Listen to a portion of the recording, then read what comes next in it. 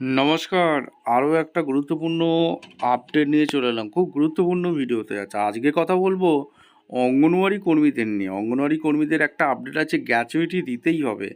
আদালতের নির্দেশ, স্থায়ী চাকরি করতেই হবে, বেতন বৃদ্ধি করতেই হবে।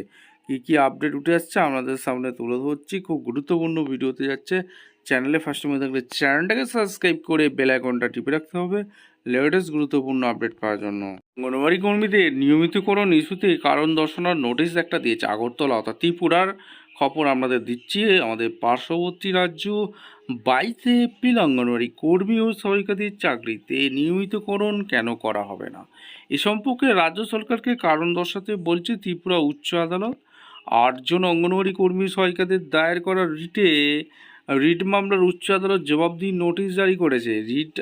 রিট আবেদনে বলা হয়েছে অঙ্গনওয়াড়ি কর্মী ও সহায়িকারা খাদ্য সুরক্ষা আইন ও শিক্ষা অধিকার আইনে বিধিবিধ দায়িত্ব পালন করছে।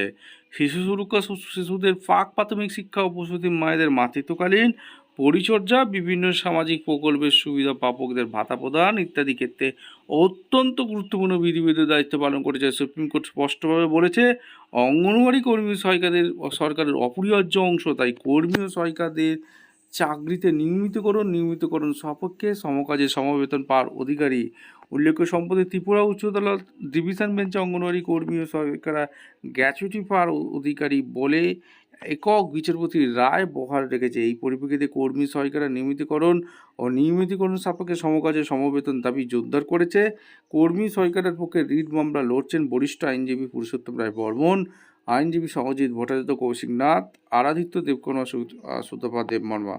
অর্থাৎ সুপ্রিম কোর্ট এখানে সুপ্রিম কোর্ট স্পষ্টভাবে বলেছে অঙ্গনওয়াড়ি কর্মী সহায়িকাদের অপরিহার্য অংশ, তাই কর্মী সহায়িকার চাকরিতে নিয়মিতকরণ সাপেক্ষ সমকাজে সমবেতন পাওয়ার অধিকারী। এটা সুপ্রিম কোর্ট নির্দেশ দিয়েছে।